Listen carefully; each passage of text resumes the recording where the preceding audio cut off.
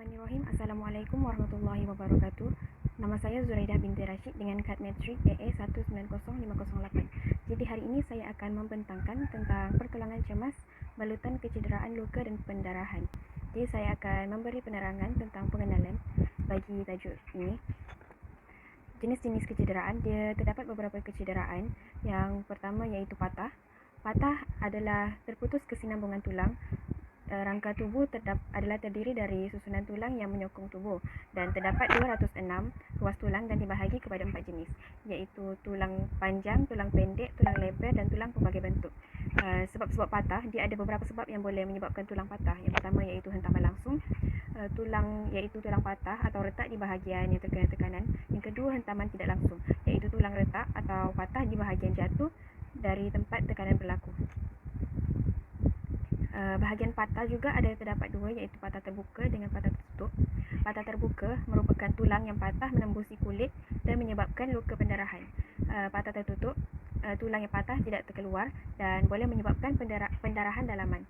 Tanda-tanda bagi tulang yang patah iaitu patah yang hanya dapat disahkan melalui X-ray, tetapi juga boleh disahkan melalui tanda-tanda seperti rasa sakit pada bahagian yang cedera, bengkak pada tempat cedera, lebam atau berubah bentuk.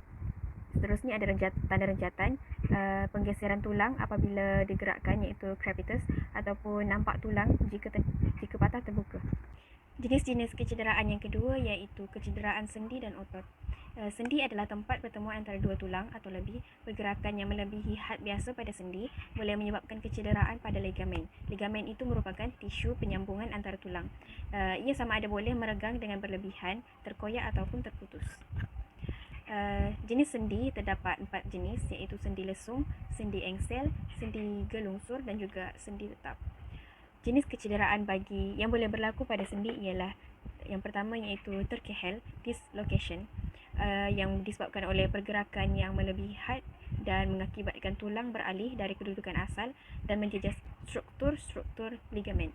Tanda-tanda bagi jenis kecederaan sendi iaitu kecederaan terkehel iaitu bengkak, kemungkinan berasa kebas, sakit dan juga sendi berubah rupa. Jenis kecederaan sendi yang kedua iaitu terseliuh ataupun boleh dikatakan sebagai sprain. Ia merupakan pergerakan sendi yang melebihi had dan menjejaskan ligamen, tetapi tulang tidak beralih dari kedudukan asal. Tanda-tanda kecederaan bagi terseliuh iaitu sakit, bengkak, bertambah sakit apabila bergerak dan juga pergerakan menjadi terhad.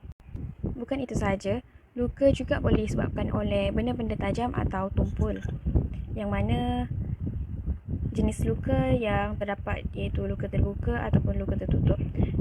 Dan luka tertutup ni disebabkan oleh kecederaan kepada tisu di bawah kulit di mana kesinambungan kulit tidak terganggu dan luka tidak dapat dilihat dari luar, tetapi darah juga tidak terkeluar ke permukaan kulit.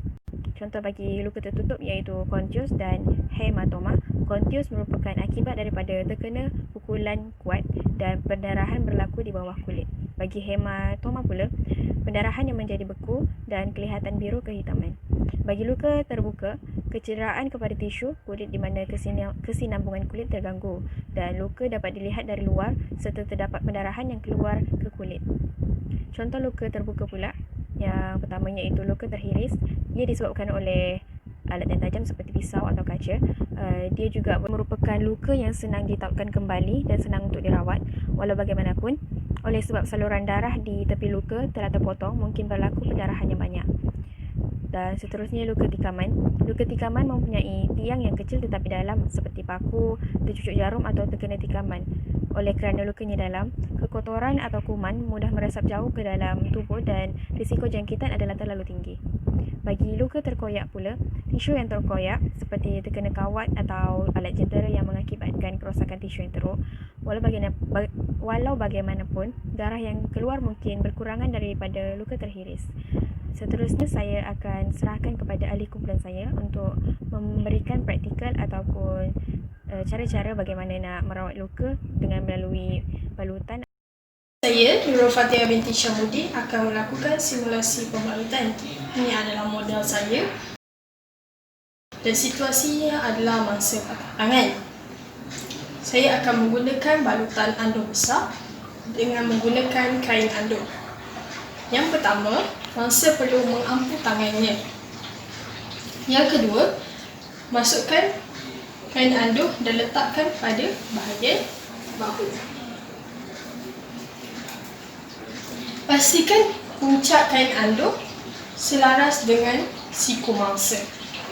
Step yang kedua adalah ambil bahagian hujung dari satu kain anduh dan buatkan ikatan buku sila pada bahu mangsa.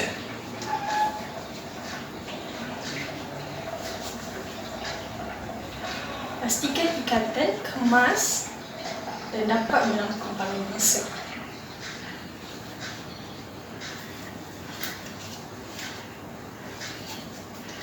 Keluarkan 3 bahagian tangan untuk memastikan peredaran darah. Kemaskan kain anduh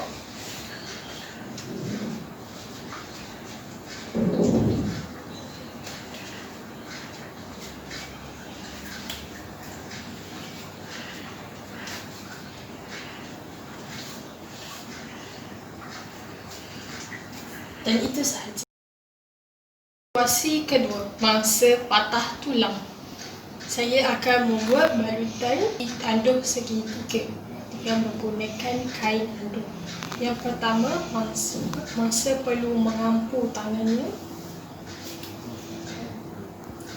Yang kedua, letakkan kain anduh di dada mangsa.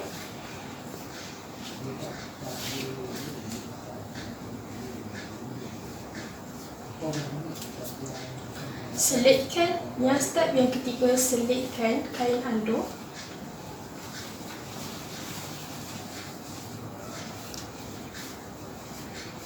di bahagian bawah dan membuat ikatan buku sila.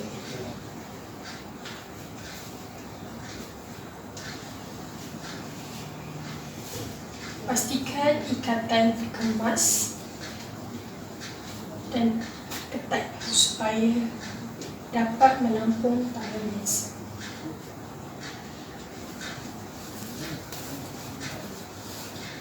Kemaskan pada bahagian lain dengan simpulkan dan masukkan ke dalam. Keluarkan ibu jari untuk memeriksa pengaliran darah. Kemaskan kain anduh. Sekian, terima kasih.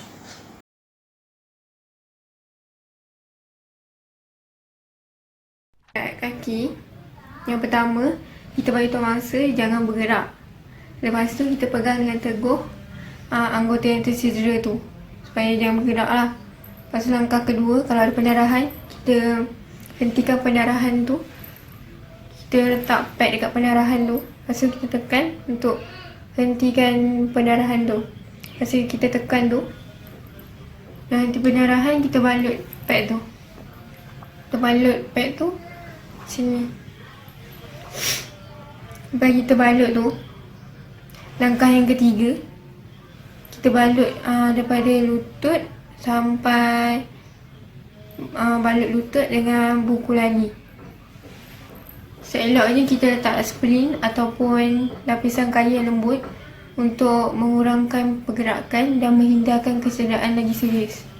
So kita balut yang ni, kita balut kat sini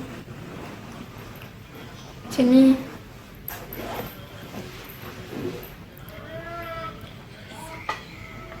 Kita balut atas bawah macam ni. Lepas tu dekat sini kita balut lagi macam tu. Kita balut macam tu. Lepas tu dekat buku lali kita balut lagi.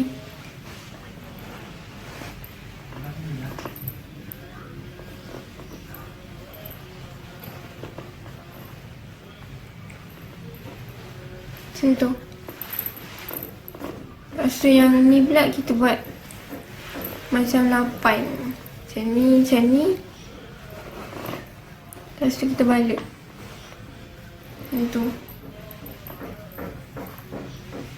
Okay, dah.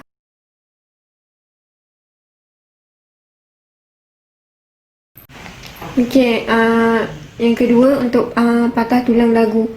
Okey, patah rahang atau dislokasi adalah kecederaan pada satu sendi iaitu yang menghubungkan tulang rahang bawah ke tengkorak.